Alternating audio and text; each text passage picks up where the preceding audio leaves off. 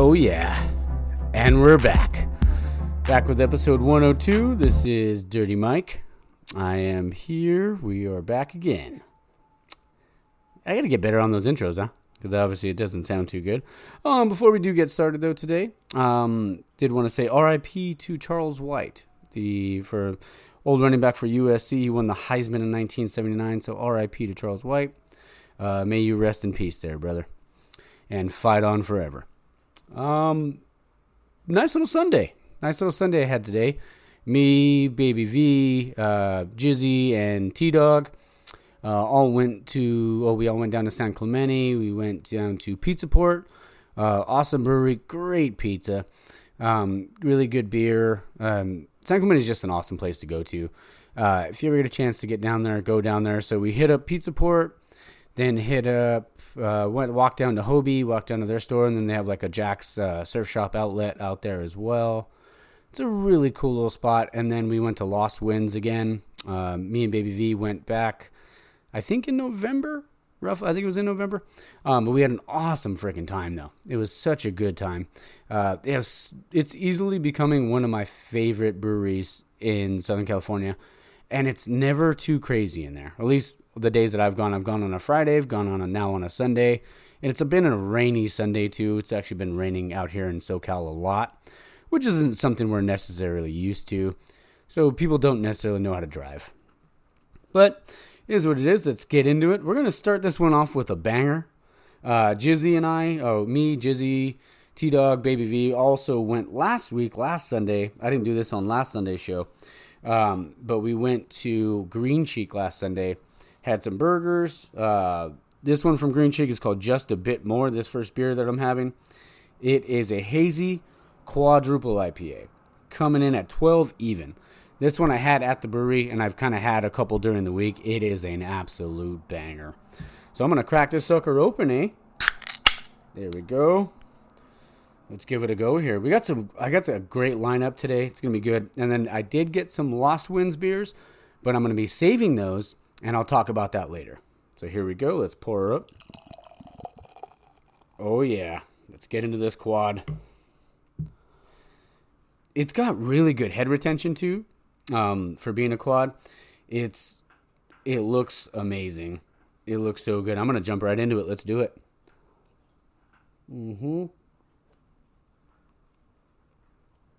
Oh, fuck, that's good.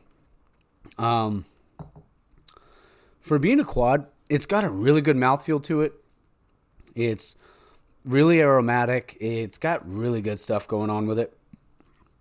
And it's not, because sometimes when you get into quads, they can be overly boozy sometimes. This quad is not overly boozy. It is really good. Like, it's easily one of the better quads I've ever had. I want to say, because I know we've had a few on the show. We did like a few from Dust Bowl. I think they're the only other quads we've had on the show. But it's really, really good. For being a quad, for being 12%, I'm going to give this a big fat 10. Easily a big fat 10 in my book. Really, really good. For that, though, I'm going to jump into the headlines. It's kind of fire season in the NFL. Anytime somebody has a bad season, it's kind of time to send people away. First one is Lovie Smith got fired from the Texans. I always had a soft spot for Lovie Smith. I always thought he was a good coach. I mean, just kind of some situations are just, bad. I mean, when he was with the Bears before, he was with the Texans now. I mean, he's had multiple jobs in the NFL, but he's going to find, he'll find a place to be a coordinator or something like that. But Cliff Kingsbury got fired again. So he's got fired from his last two jobs. He was at Texas Tech, got canned from there. Then he was at SC for like 3 minutes, and then went over to the Cardinals. And I don't know. I mean, there was all that kind of turmoil too towards the end of the last season, like with Kyler Murray and all that stuff. And then Kyler Murray gets hurt this year. But I think they were like 4-13 or something like that. So Cliff Kingsbury is a great offensive mind. He's gonna find a place to go. But we'll see what happens with him. I feel like he could end up, back in college just as an offensive coordinator. But then I'm sure he'll end up getting another shot at a head coaching job, but we'll see. Next one, Vinnie Mac is back. Freaking Vince McMahon made his way back to the WWE. Was unanimously elected back into the Hall of, I was going to say the Hall of Fame. Wow. Back into the WWE as the chairman of the board. So honestly, for me, I'm like, what does that mean now? Then there's all these rumors about that they sold the WWE to Saudi Arabia. And it's like, I don't know. I just really hope that doesn't happen. Because, then it'd be a privately owned company. Vince could take over creative again. And I feel like everybody's back into it again because of Hunter. Because of what Hunter's doing with creative. So I really hope that it doesn't screw over Hunter. Because Stephanie, as soon as Vince came back, Stephanie resigned as co-CEO with Nick Khan. But, like I said, we'll see what happens. I really hope that doesn't happen, though. I know they're talking about selling the company to potentially like Disney or Amazon. I think even Netflix was in there and like a few other ones, and the holdings group that owns the UFC. So, we'll see what happens, but I just, please do not sell it to the Saudis. That's all I'm asking. Next thing on the docket I had was Sasha Banks is back in wrestling again. She is back in New Japan Pro Wrestling.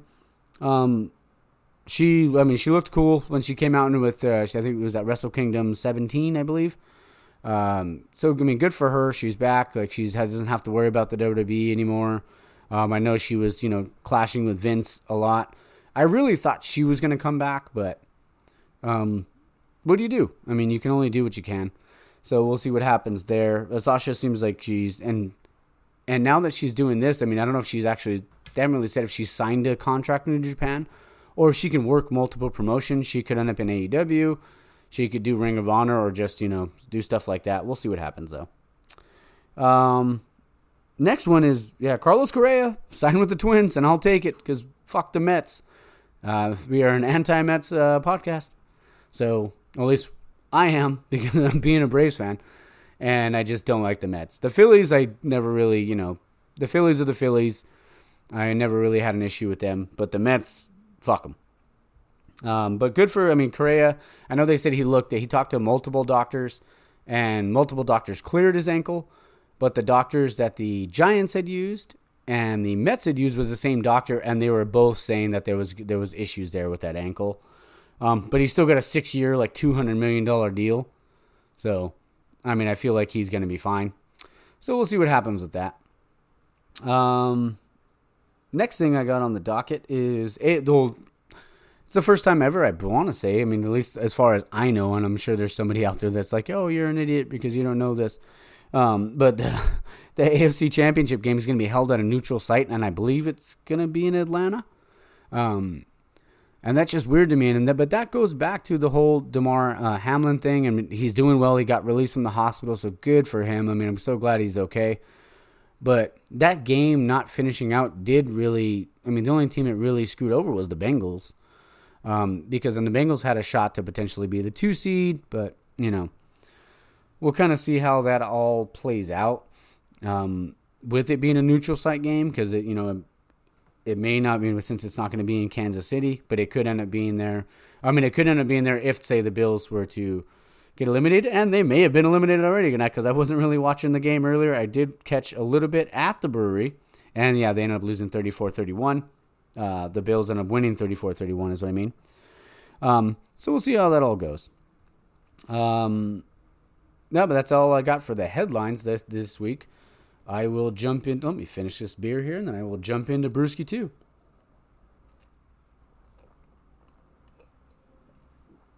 So good. Oh, here we go.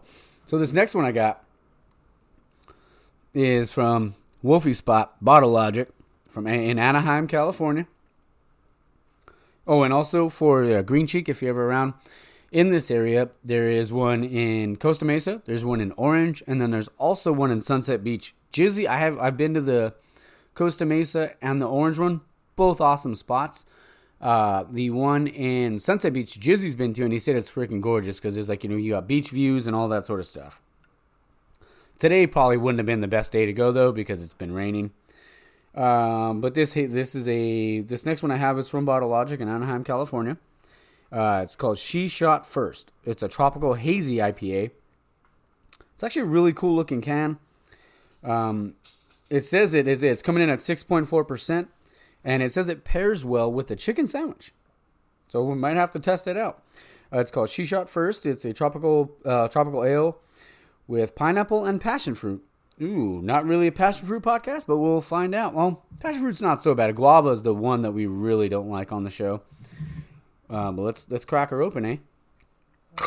Oh, there we go. It's all the beers from earlier.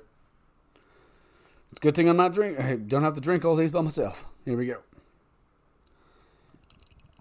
Oh, I'm loving the color on it so far. Loving the color. There we go. Let's set that down there. There we go.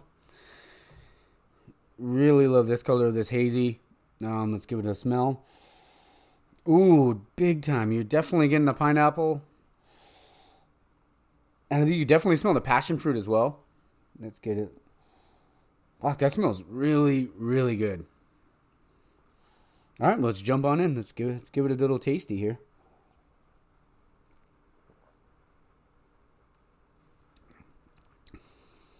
Holy shit, that's good. I swear, like, Bottle Logic never disappoints. Whether it's their stouts, I mean, this might be the first time I've ever had a hazy from them. But their stouts are always incredible. They're always so good. And this hazy is no joke. And like you said, it's only only 6.4%, but it is fucking delicious. That is so good. And it being my first hazy from Bottle Logic, because like I said, normally I have their stouts and stuff like that. This is fuck. I mean, I don't want to just go handing out 10s, but holy shit, this one, yeah, I'm gonna give it a BFT. This is a bad motherfucker. This one can go toe to toe, and it being a single too. I feel like these you can crush. Like maybe like Jizzy would say, like 16, 17 of these. No, I'm just kidding. Maybe not that many. I can probably do like 3 or 4 at the brewery. Yeah, even today at Lost Ones, I want to say I had their because they have 2 single fin breweries. Breweries. 2 single. They're called single fins. One's made with cherries. One's made with huckleberries. The huckleberries I'll have on the show next week.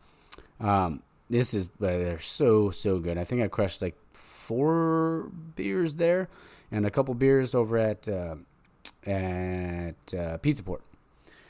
All right, yeah, but this one is so good. The next thing I want to talk about is just like, fuck, I mean, and how wrong was I last week about the college football playoff? That was brutal. That was really tough to watch. And I was just like, holy shit. I just, couldn't really believe like how that happened. Didn't expect it. I mean, TCU had played in a bunch of close games. I think they had like 5 games settled by 7 points or less throughout the season. I really thought though that they had a shot. Yeah, I mean, at least for me, I really thought they had a shot there. The only thing is, I mean, the turnovers, like they just couldn't get anything going. Other than that, I believe it was like their second drive, or maybe it was their third drive when they had that when they had that touchdown when Max Duggan had ran it in. But honestly, it seemed like Georgia just was out there just ready to prove everybody wrong, like especially about their defense, because of how the defense played against LSU in the SEC title game, how they played against Ohio State in the college football playoff in the first round.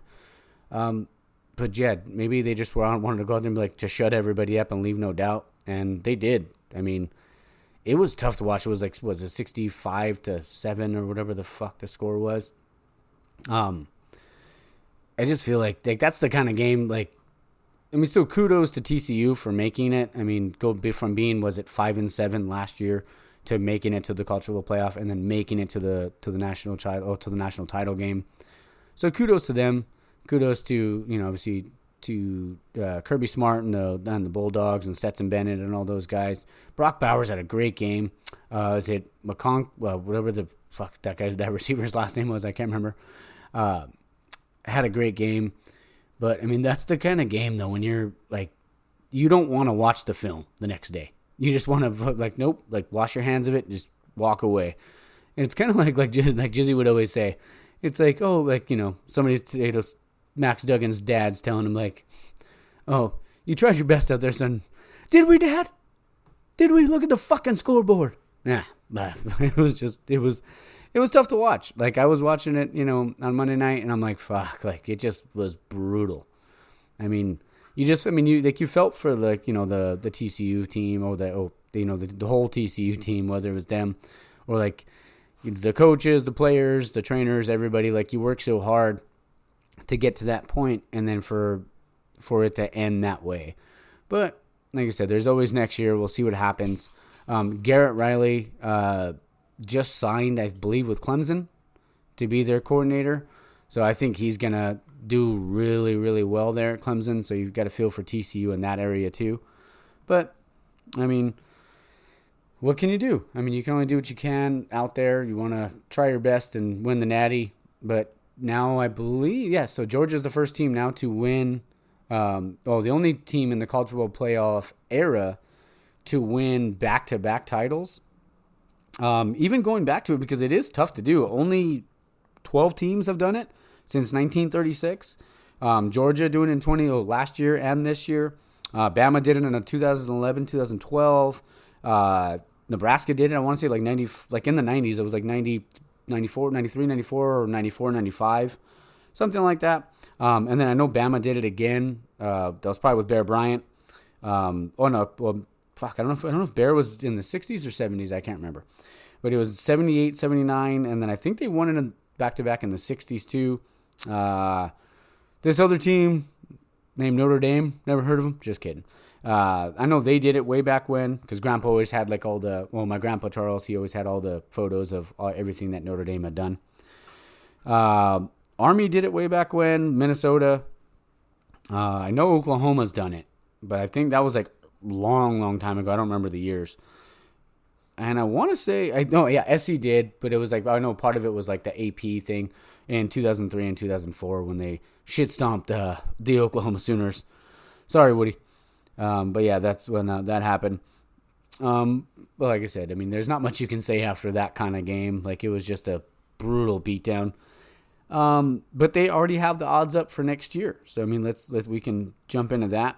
The national championship odds for 23 and 24 season, or the 2023 and 2024 season, are Georgia at plus 300. I mean, I feel like, they're losing Stetson Bennett, but I mean, Georgia just reloading now, it feels like. So I feel like there could be good value there on that pick. And then we got Bama at plus 400. And then we got Ohio State at plus 500, which, I mean, I feel like too, I mean, the Bama and Ohio State thing, and for people out there that are not familiar with gambling, when I say plus 300, that means if you lay down $100 on Georgia and they win, you would win 300. So you'd win 3 times as much. And the same goes for the Alabama, like with plus 400. So lay down $100, you win 400. And then you have Ohio State at plus 500. SC, surprisingly, wasn't sure. I know with the transfer portal stuff, they've been hitting it pretty hard. But as of right now, USC is at plus 800. Clemson's at plus 1,000, and Michigan's at plus 1,200. So, I mean, there could be some good value in some of those picks. I mean, SC's defense, we don't know what they're going to be like. But I feel like definitely with Georgia and Alabama, those are definitely good value in those bets if you decided to do it. But, yeah, we'll see what happens. Let's see here. But, I mean, that's all I really had when it comes to the national title game. I just wanted to talk a little bit about it. We'll see what happens. It is the worst time of the year, at least I feel like. I mean, I do love the NFL playoffs, and I'll get into that in a little bit. But it always sucks when college football is over, because that's like, to me, at least to me, in my eyes, that's the bread and butter of this show, because we love talking. I mean, I love talking college football. Love being able to, in the backyard barbecuing on a, September Saturday or October Saturday, November Saturday, be able to just have a good time, watch games all day, because it doesn't matter who's playing. It could be Army versus fucking Navy or something like that. But you're able to just, enjoy a friggin' football game. And it's, these kids, now they are technically playing for money too, but still it's great to watch some college football.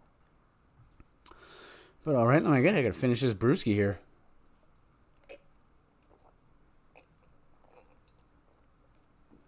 Oh, that is so good. I freaking love that hazy. Can't go wrong with it. All right. So I am going to jump into the next brewski. And this is one I am excited about. This is a collaboration because we've had so many beers from 8-Bit on the show. Like whether it's the Ghost of Brushima or the, the Jurassic Tart, the Buzz Light beer, all these different ones we've had on the show, and 8-Bit never disappoints. And if you ever get a chance to go down there, and also these next couple beers that I'm going to be doing are from Louis Liquor in Azusa, for Foothill and Cerritos. If you're in this area, if you're in the Southern California area, and you're within throwing distance, I'm just kidding. No, if you're anywhere near Azusa, if you're a little ways away, definitely check it out because their beer selection is just top notch. Lucy is amazing, Drea is amazing. Their entire staff that they have, they know their shit. Like you go in there and you talking to them, like even like Dre, like works for like another brewery. I won't mention what the brewery is, but she works for another brewery, and also works for Louis. But everybody there knows their stuff, and that's what you like when you want to go in there and you want like an expert pick. That's the place to go. So definitely check out their stuff. All right. So this next one, like I was saying, it is a collab, 8-Bit Brewing and Mason Ale Works. So Mason's based out of San Diego. 8-Bit is in Murrieta. This one is called Wonky Kong, and it's actually a really sweet can too. It kind of looks like the old school arcade Donkey Kong. It is coming in. Let's see what this one. This one is a sour double IPA with peach and prickly pear. So I am fucking stoked because anybody that's listening to this show, I'm a huge sour guy. And that's what I was having today over at Lost Ones, even though I probably said that already.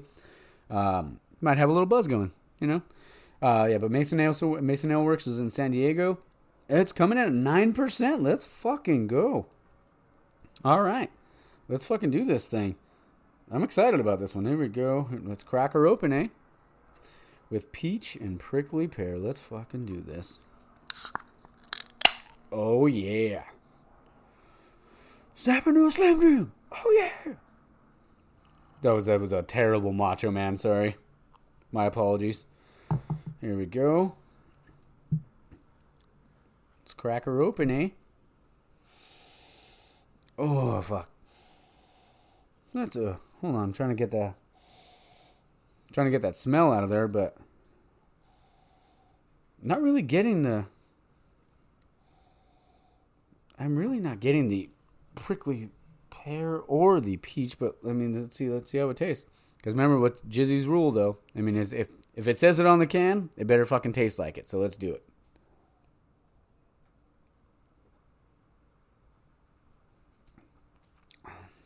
Okay.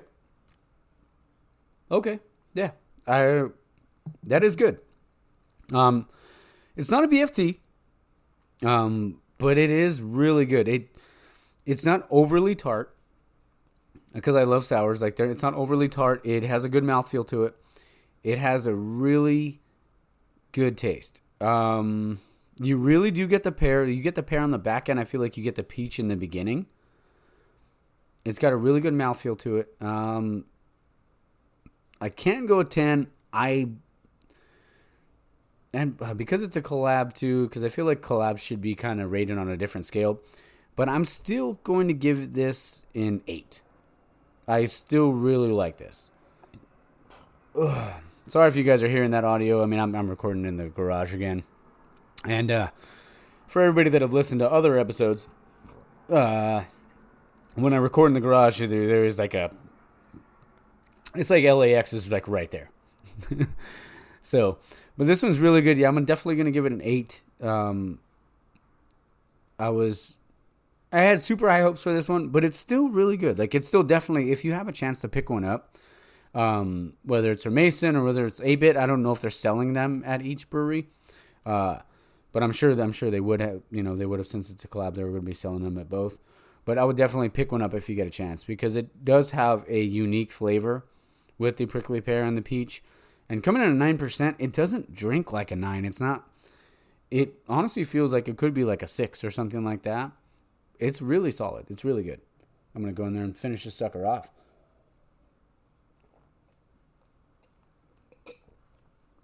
Oh, it's good stuff. Good stuff. Next thing I want to jump into today was my biggest surprises and biggest letdowns in the NFL. And for everybody that, everybody listening, we don't always talk about the NFL. We do usually talk about it when it comes to playoff time and stuff like that. But I still watch the NFL all the time. So I did want to jump into my biggest letdowns and my biggest surprises. So I'll start with the letdowns, my top 5 letdowns of the year, and I'll go from 5 to 1. 5 to 1. Number 5 was the Raiders and Derek Carr, that whole issue that they had. I mean, I feel like the Raiders on paper were going to be a lot better. I know Josh Jacobs, leading the league in rushing and all that sort of stuff.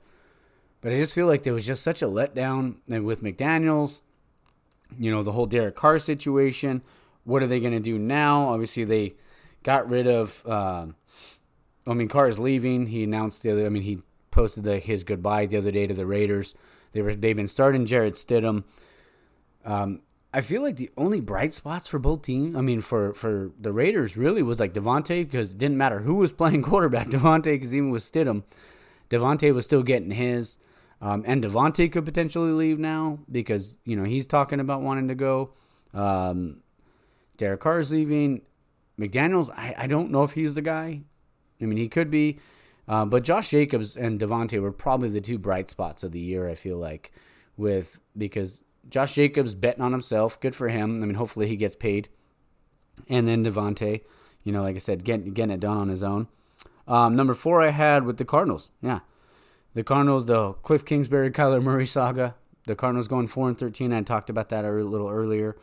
I want to know where they're going to go from here. I feel like they could end up going after a Harbaugh, or they could go after, another big name coach like Sean Payton or something like that.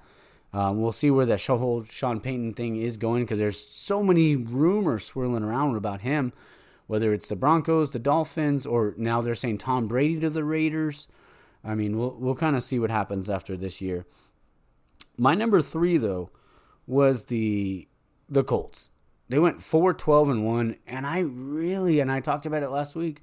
I really thought that last week, that this year, after the year that they had the year before with, Jonathan Taylor and the defense, I thought for sure that they were going to be fucking good. They were going to be fucking solid. But sometimes things just don't pan out. And honestly, with these next 2 that I have on the list, it just, everything looks great on paper. And you're like, oh, this is going to be it. And then it just goes right down the fucking shitter. And what can you do? All you can do is shrug your shoulders and be like, nah, who knows? I thought we had it. But is what it is. They have to figure something out. They'll probably maybe try to draft a quarterback. So I'm sure they'll have a high pick. The next one is obviously near and dear to my heart. The Green Bay fucking Packers. Blowing it against Detroit last week. I don't know. I know Aaron had some issues, and I will not make excuses for him. But I know he had some injury stuff this year. But it was just for me, the interceptions, it's just uncharacteristic of Aaron. And I feel like he was trying to overdo certain things because of, early on in the season, people were, Romeo Doubs, Christian Watson dropping passes. I feel like Randall Cobb was just not the same anymore. And I know Aaron wanted him back, but I know sometimes, you want to get your buddies back on the team and stuff like that. But it just, the magic you had once doesn't, just because you get them back doesn't mean that magic's going to come back. And it's you can't just assume that, that's going to happen. And I did. I was excited because of all the receivers that they drafted, this year. But like you said, sometimes it just, you expect certain things and you're hopeful for certain things, and then things just don't pan out. And it's what can you do? It's like walking like the dealers do when they're in Vegas. They show their hands, they're like, yeah, fuck it, I don't have anything here, and they walk away. Because sometimes you got it, sometimes you don't. And Now the whole Aaron Rodgers saga, well, who the fuck knows what's going to happen, this year. I mean, in this offseason. Because say if he does come back, like he's probably not going to do the voluntary workouts. And I get it. He's a veteran. He doesn't have to. But he's doing the same fucking thing that Brett did back then. And when I say Brett, for anybody out there that doesn't know who Brett is, I mean Brett Favre. He's one of the greatest of all time. And it's like you're almost holding your team hostage in a way. Because like if you're not going to do it, like if you're going to make a decision to retire, then make the decision, like, take some time. Obviously, you don't want to rush into a decision. Like after the game last week, somebody asked him to do a jersey swap, and he was just like, "Oh, I might hold on to this one." Okay, so I mean that's an indication that he could potentially retire, or maybe try to go to a different team. I mean, who knows? But what I don't want is for him to do what Brett did, because I'm sure that like when Brett was doing it to him, I'm sure that was tough on him. And you have a guy like Jordan Love, who honestly he played in a game against the Eagles this year, and he looked okay. I mean, but the year before that, when he played against the Chiefs in Kansas City, he looked like shit. So you don't really know what you have. You don't know what guy you're going to get. I mean, he could be another Matt Flynn. So we'll kind of see what happens. Like I said, I just don't want him to drag it out. If he's going to retire, then fucking retire. But take your time making the decision. Maybe wait a month. Like, unwind, do your freaking ayahuasca, whatever the fuck you're doing over there. Take your time, do all that sort of stuff, and then, make your final decision. But just don't fucking drag it out to like when fucking workouts start and all that sort of shit and after the draft. Because then you're going to handcuff your team. Because what if he waits till after the draft and then all of a sudden, like, he just like, he decides to retire after the draft when you could have drafted another quarterback and been like, oh, okay, well, just in case, just to create some competition within the team. But, we'll see what happens.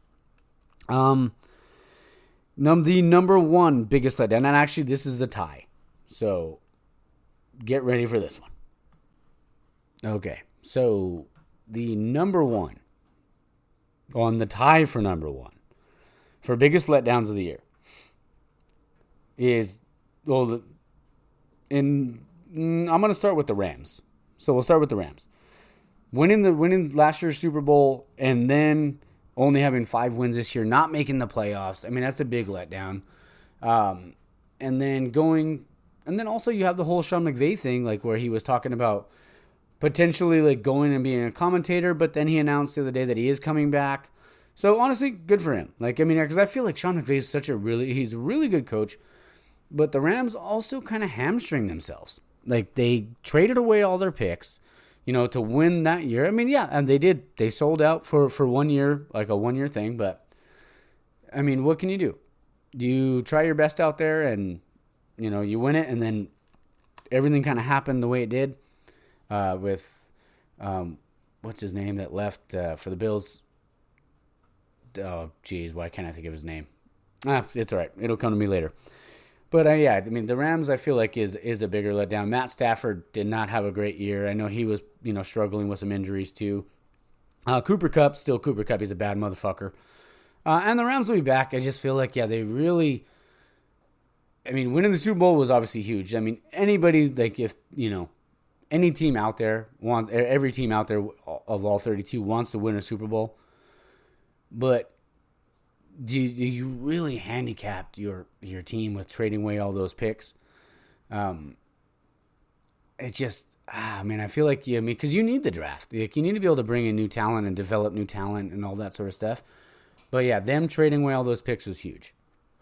The next one, was the Russell Wilson and the Denver Broncos. You got to be like, damn, like, what more can you do with them when it comes to them? It's like, fuck, like, you can only say what you can only do what you can when it comes to them. But they were just absolutely trash this year, just not good. And I think that I saw a stat the other day is like if they would have averaged 18 points a game, if they scored 18 points a game on offense, or just scored 18 points in general, they would have been 13-4.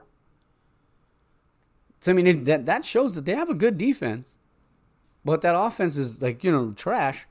So Russell Wilson's out here saying, let's ride. Yeah, let's ride right down the shitter. And I like Russell Wilson. I loved him at Wisconsin. He was good at NC State. I loved him in Seattle, playing for Pete Carroll, obviously me being an SC fan. But it's just like, damn, everybody expected the AFC West to just be so dominant. And so did I. Like I said it, I'll eat crow. They were absolute, other than the Chiefs, I mean, the Chargers were 10-7. The Raiders were whatever the fuck they were. The Broncos were absolute dog shit. So, yeah, like I said, let's ride right down that fucking poop chute. You know what I mean? All right, so let's jump into the biggest surprises on the in the NFL. I'll start from 5-1. The Dolphins made the playoffs. Yeah, they may have lost today, but they went in there and they gave the fucking Bills a fight. I mean, and they did it with the fucking Skylar Martin or whatever the fuck that guy's name is. But so good for the Dolphins. I mean, the only thing is with them is, and I'll talk more about it next week when I have a special guest on. But with the Dolphins, you got to feel like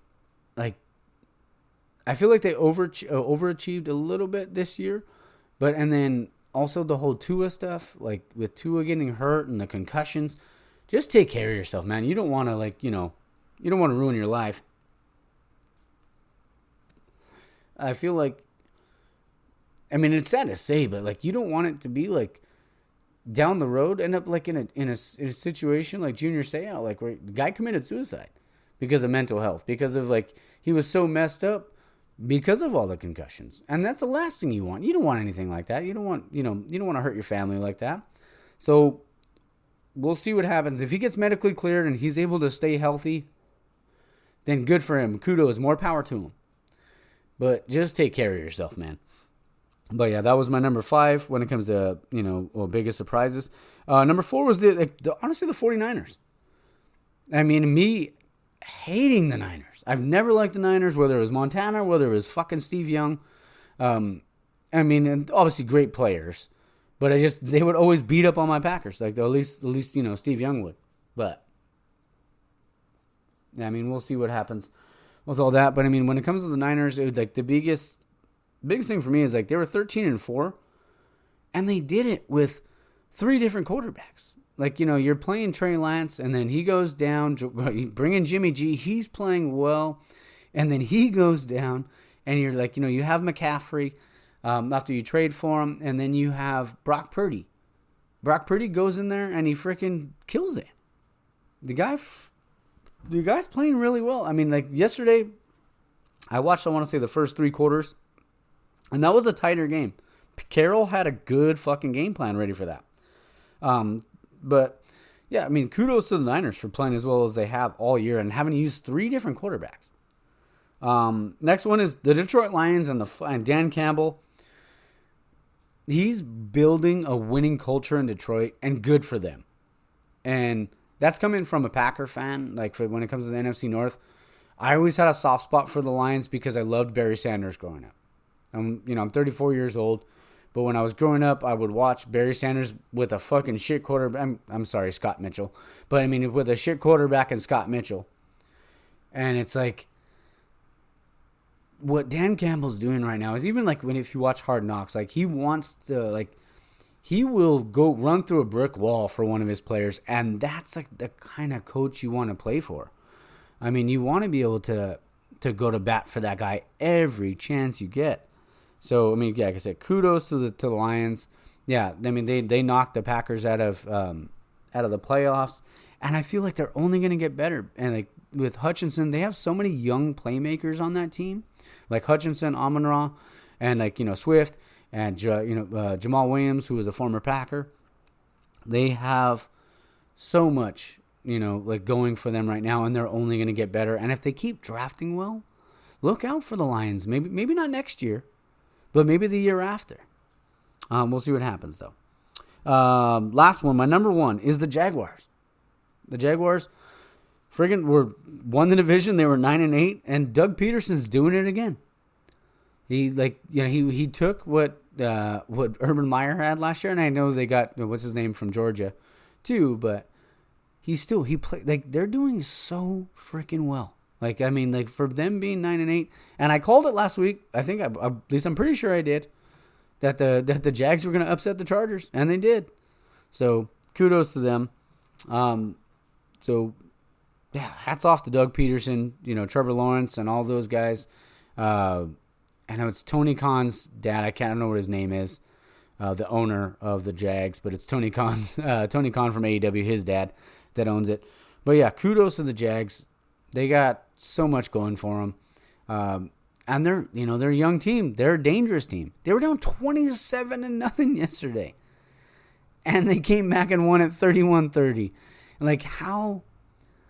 Like and if you're the Chargers, like that's like how like heartbreaking and like gut wrenching is that you were up 27-0 and you couldn't pull it out, and that was in the third quarter. But I'll say it, and I've said it 1,000 times already probably on this show, but I'll say it again. But what do you do? What can you do? You mean? When it comes to the Chargers, I mean, they got to figure something out because I feel like they always have they have a good squad, but they just can't piece it all together. We'll see what happens. All right, well, let's jump into Brewski 4. Let's do this here. I have a couple. This next one is from also from Louis. This is a Casa Agria, and we've had some bangers from them. And let's see here. And if you ever have a chance to go to Casa Agria, they actually brew it and can it in Oxnard, California. This one is called Mega Citronic Hazy IPA, coming in at 6.7, just a hair above that other hazy we had from Bottle Logic. And it says Mega Citronic returns from orbit, splashing down in the heart of Oxnard, sending out waves of exotic juice. This hazy IPA is dry hopped with mega charge of Citra, Riwaka, and Simcoe. I always love it when they put the hops on there because then you know what you're drinking. And I'm going to start doing a beer fact of the week, and I have one for the end of the episode. But here we go. We got this one cracked here. Let's give her a pour, eh? Ooh, it smells like just the initial crack of the can. Holy shit, it smells good. It smells delicious. Let's get a little nose in there. Ooh, it smells good. Okay, here we go. Let's jump on in.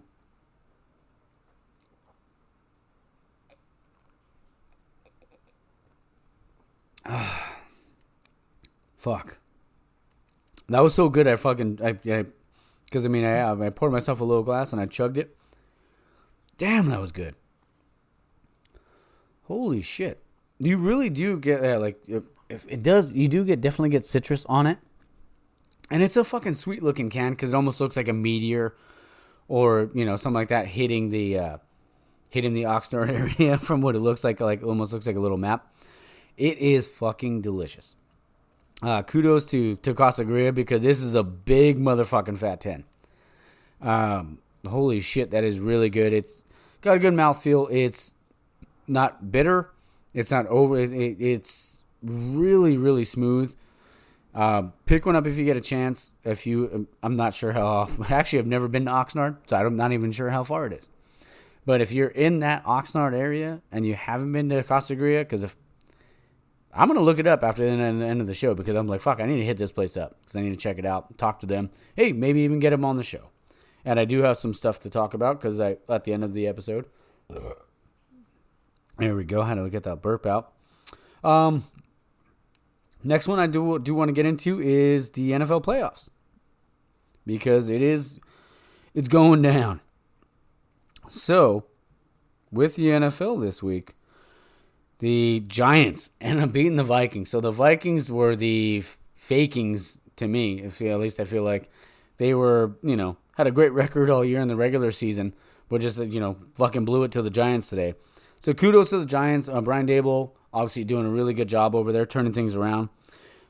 Bills, Dolphins. Yeah, Bills beat the Dolphins. Then we have the Chargers, Jags. I just talked about the Jags just won. They won 31-30. The Niners beat the Seahawks 41-23, but that game was a lot closer than that score, kind of entails. The Seahawks were driving down at one point, and then Geno Smith fumbled, and that kind of turned the game around. And the Bengals are playing right now. The Bengals are losing to the Ravens by a point. I really hope that, Joey B can end up getting out of this and figuring it out, but we shall see. And then we have the Bucks and the Cowboys going tomorrow. And the Cowboys are favored by 2.5. I don't know, man. I feel like the Cowboys are gonna cowboy the shit out of this thing. They always do. They always find a way to fuck shit up. But I mean, I just don't think Dak's the guy.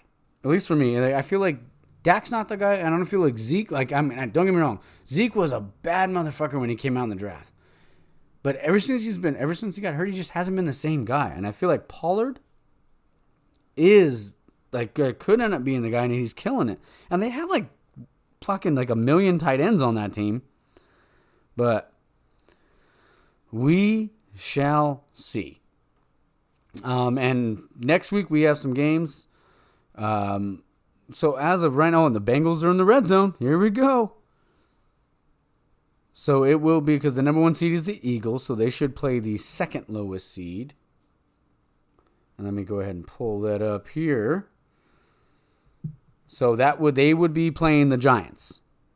And yeah, honestly, I feel like, let's see here. Yeah, because the Seahawks made it. Yeah, so I feel like the Eagles and the Giants, they've played them all year. Depending on if Jalen Hurts plays, anything can happen in the playoffs.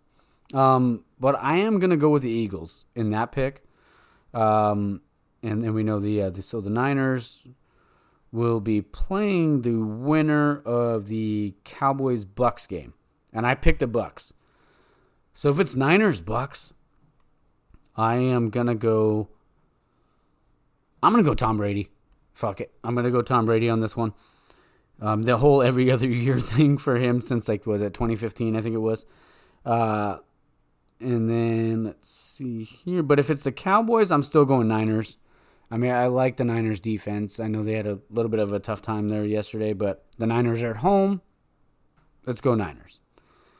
Let's see here. So next one we have for the AFC, it would be, and that's the thing, it could be potentially, if the Bengals don't win today, it could be Chiefs against the Ravens. Since the Chargers got knocked out, and since the Dolphins got knocked out by the Bills, could be Chiefs-Ravens. And if that doesn't happen, if the Bengals end up beating the Ravens, it'll be Chiefs-Jags. Fuck, that could be a tough one. I feel like, the Jags are up and coming, but I feel like the Chiefs win that game. And the same if they had to play the Ravens. I'm still picking the Chiefs. And we would have the Bills and the Bengals. My boy Joey B and Josh Allen. We'll find out what happens. But if that ends up being the game, I'm going my boy Joey B. I'm going Joe Burrow. I think the Bengals are a better team this year. I feel like their offensive line is a little bit better. It's not great. Joey B is still getting sacked all the time, but it's a little bit better. So, those are the picks this week. And I'm going to jump into Brewski 5 here. And then I will tell you all about next week and the coming weeks and what I got lined up for you guys. So let's crack her open, eh? This one is another one from Casa Agria. It's called The Last Place on Earth. It's a double IPA. And it is coming in at 8.4%. And it says The Last Place on Earth, this hazy double IPA, dry hop with, it's Navi's hop. Hop with Cashmere, Enigma, and Sabro. And is meant to be enjoyed at your favorite spots. Or to remind you of those spots you'd rather be. Solid. Here we go. Let's do this thing. All right. It's got good head on it. And it's going, just like your sister. Just kidding, it was Josh. Don't tell Baby V. Kidding, love.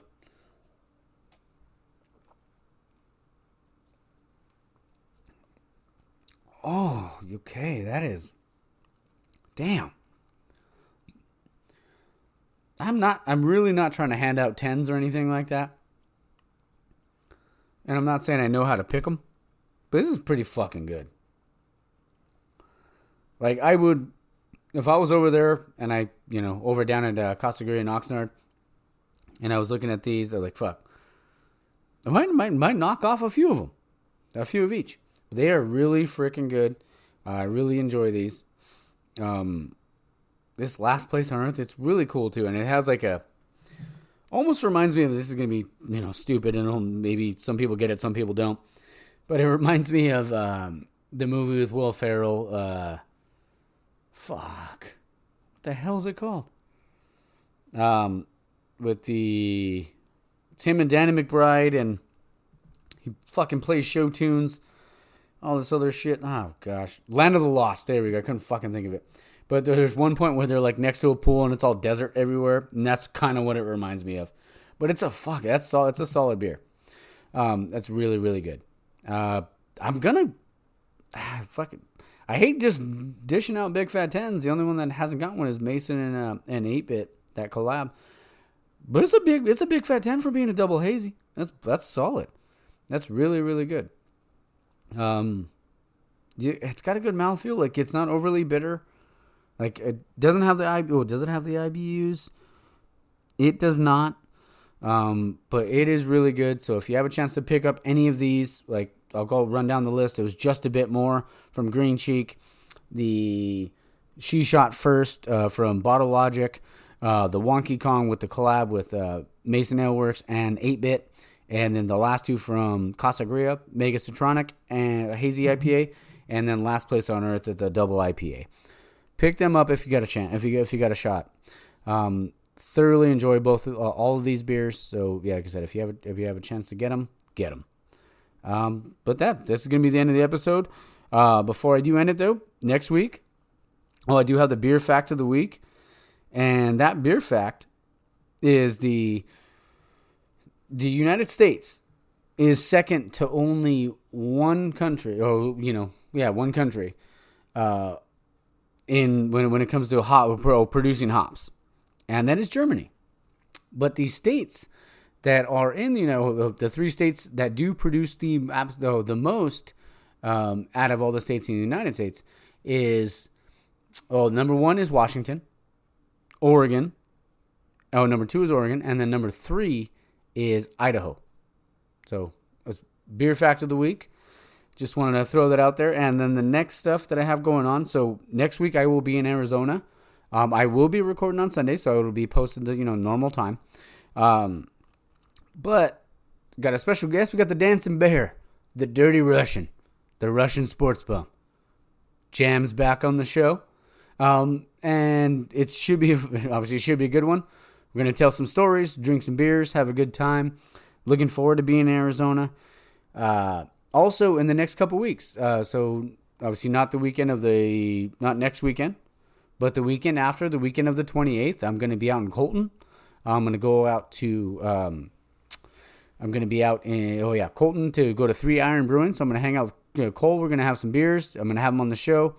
It should be a good one. He's from 3 Iron Brewing. And then the week after that, I'm gonna have the official beer. Well, I'm gonna be with one of the brewers from the official beer of the Dodgers, Josh. So I'm gonna go out to Brew Yard. We're gonna have some beers. We're gonna hear his story, do all that, and I have some Instagram spotlight stuff coming up that I'm gonna be adding that towards the end of each episode, and that'll be after the Brew Yard stuff. But I'm gonna be working my ass off to try to get more stuff for you guys. For brewers, owners, all that sort of stuff.